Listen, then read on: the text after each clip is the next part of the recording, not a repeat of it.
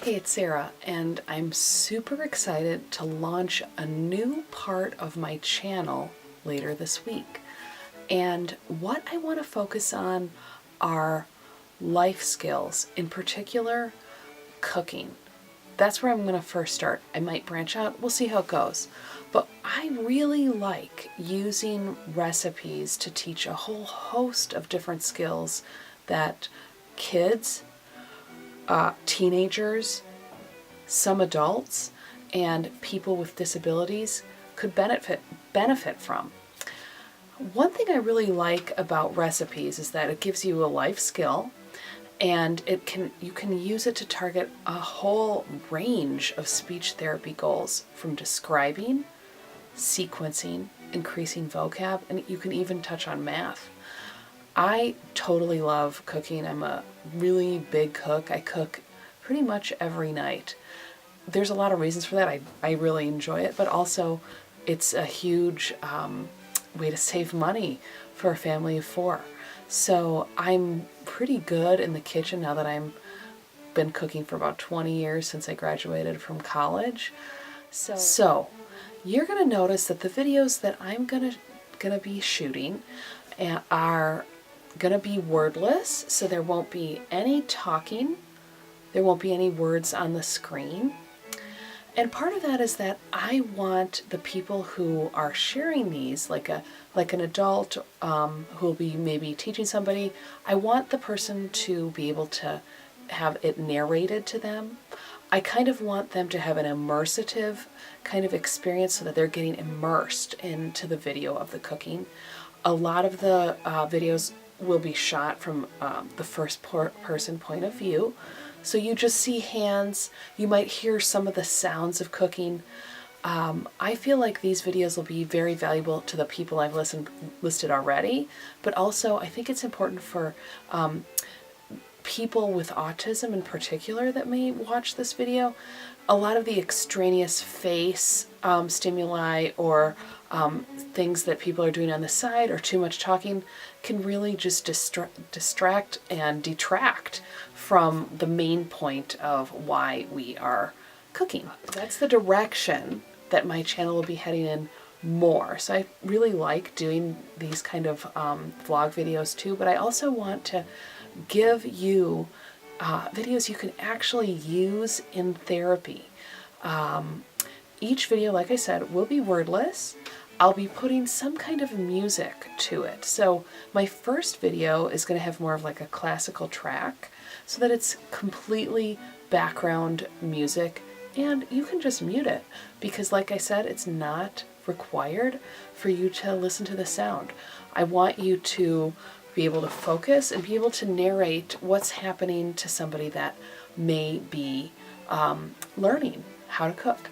Now, like I said, I am a pretty good cook, and I don't typically need to read a recipe to cook something.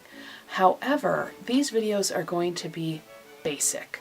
I don't want to make it too hard, and it's not going to be something that's going to be overwhelming. So we'll start with doing a lot of videos with a boxed mix or some kind of box assistance. And the reason this is important is that we want to make cooking accessible to a whole range of people, from kids, teenagers, some adults, and people with disabilities. The reason I say some adults is that there are a lot of adults that don't know how to cook, and you know, that kind of saddens me because I think cooking is such an important part of life and it's something I enjoy. But to make that jump from being a non-chef to a home cook, you need assistance. You're not going to be able to necessarily make chocolate chip cookies from scratch.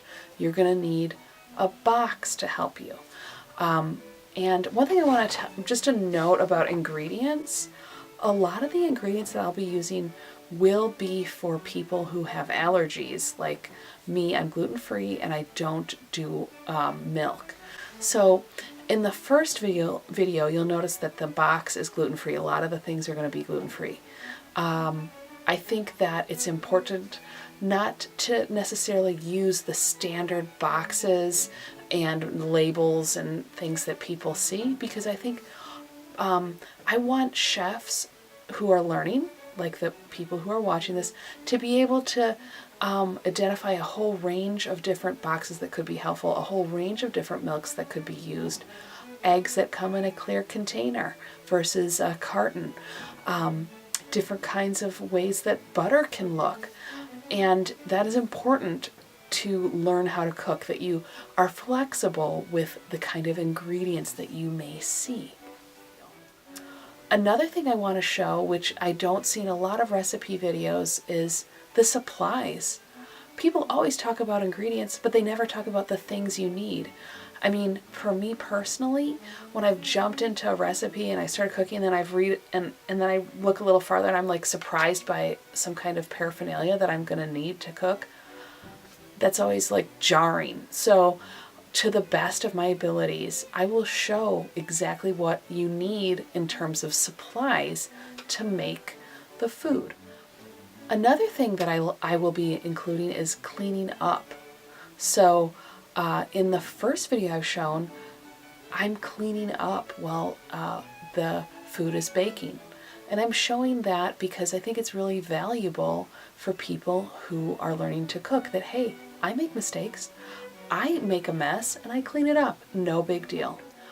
Now, each recipe will come with a download. So you just have to put in your email address and I will send you a basic recipe sheet that you can fill out. So you can go through this video with these kind of videos with your students, if you're a speech pathologist like me, or if you're a special educator or you teach life skills, you can have your students have a piece of paper in front of them so that they can write down the ingredients, the materials needed, and the steps in case you want to replicate this recipe.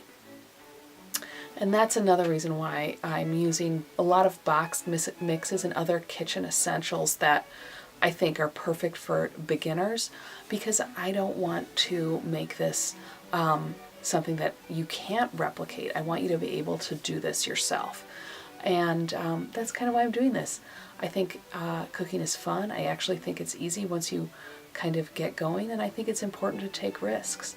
So look out for my Wordless Life Skills series. We're going to be focusing on recipes first, basic recipes that you need to survive as an adult, and I think you'll really enjoy them.